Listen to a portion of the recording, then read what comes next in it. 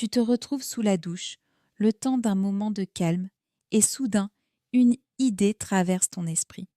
Pas une idée révolutionnaire ou digne d'un génie, juste un concept simple, presque banal. Et quelques années plus tard, cette même idée t'aurait rapporté des millions. Ça paraît fou, non? Pourtant, c'est exactement ainsi que des milliers d'entrepreneurs ordinaires ont bâti leur fortune. Ils n'étaient pas nés avec une cuillère en argent dans la bouche. Le problème, c'est que 99% des gens enterrent leurs idées avant même de leur donner une chance. Pourquoi? Parce qu'ils pensent que ce n'est pas le bon moment ou que leur idée n'est pas assez brillante. Aujourd'hui, on va changer cette vision. Je vais te livrer 5 leçons ultra pratiques tirées du livre How to Make Millions with Your Ideas de Dan Kennedy. Des conseils concrets, des anecdotes et surtout des méthodes éprouvées pour transformer une idée, même simple, en une machine à cash. Alors, si tu as déjà eu une idée, même un peu folle, et que tu te demandes comment la concrétiser, reste bien jusqu'à la fin. Accroche-toi, on démarre l'aventure pour faire de ton idée le tremplin de ta réussite. Leçon 1. Ton idée n'a pas besoin d'être révolutionnaire. On nous vend souvent l'idée qu'il faut inventer le prochain Facebook ou créer une appli capable de lire dans les pensées pour réussir. La réalité, c'est que ces idées grandioses sont extrêmement rares et souvent vouées à l'échec parce qu'elles nécessitent un investissement énorme et une complexité à gérer.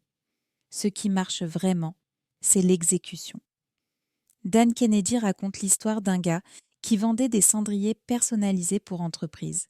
Sérieusement, des cendriers. Ce produit, à première vue banal et sans glamour, n'était pas le produit le plus innovant du marché. Mais il répondait à un besoin simple: offrir aux entreprises un moyen de marquer leur identité ou de créer un souvenir utile pour leurs clients. Ce gars-là n'avait pas inventé la roue, mais il a su exécuter son idée à la perfection. Il a trouvé son marché, il a optimisé sa production et surtout, il a su créer une offre qui résolvait un problème ou offrait une valeur ajoutée aux entreprises. Moralité, ton idée peut être tout à fait banale, tant qu'elle résout un vrai problème ou apporte un bénéfice concret. Alors, au lieu de chercher la formule magique ou une idée révolutionnaire, concentre-toi sur ce que tu peux lancer dès maintenant, avec les moyens dont tu disposes. Leçon 2. Les gens n'achètent pas des idées, ils achètent des solutions. Souvent, on s'extasie sur notre idée en se disant « Waouh, c'est révolutionnaire, les gens vont adorer ». Mais Dan Kennedy nous rappelle une vérité incontournable. Le monde n'a pas besoin de ton idée, il a besoin d'une solution à son problème. Prenons l'exemple d'un entrepreneur qui vend des mousses acoustiques pour améliorer le son dans les home studios. Ce qu'il propose, ce n'est pas juste des mousses, c'est le silence.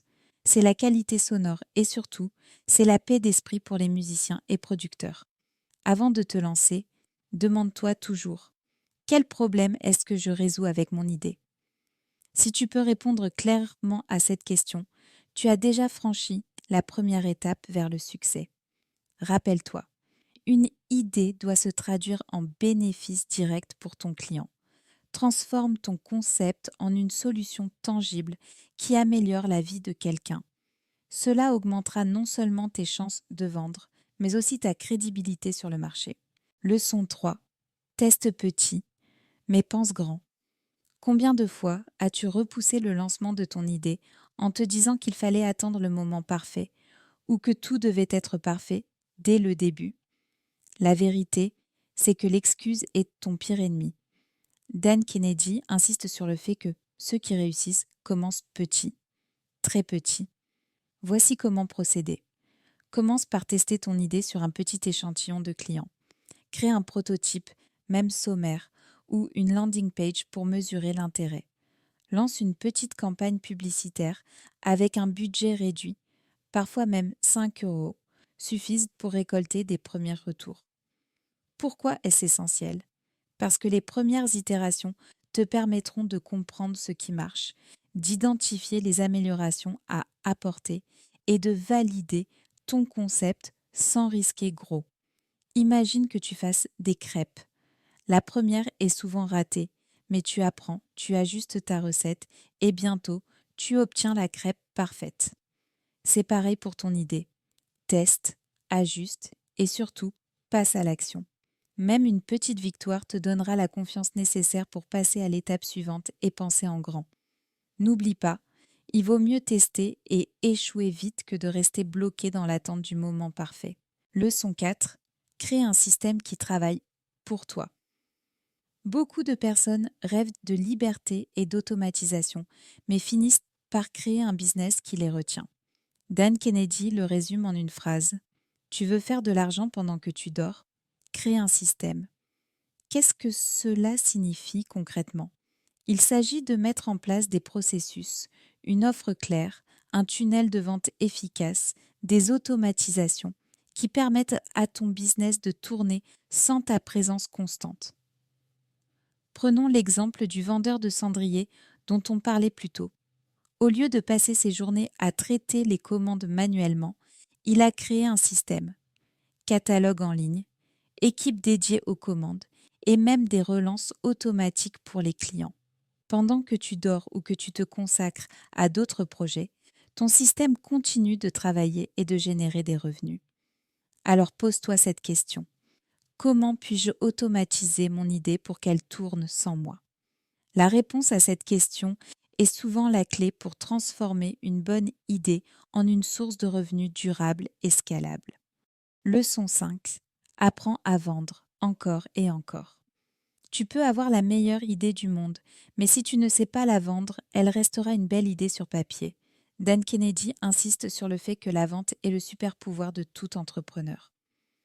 Vendre, ce n'est pas manipuler ou forcer quelqu'un à acheter, c'est savoir raconter ton histoire, mettre en avant la valeur réelle de ton offre et capter l'attention de ton audience. L'art de la vente se construit par la pratique. Cela demande de comprendre ton marché, d'affiner ton pitch et de persévérer malgré les refus. Imagine un vendeur de rue qui, avec une approche simple et authentique, parvient à convaincre des passants de goûter à son produit.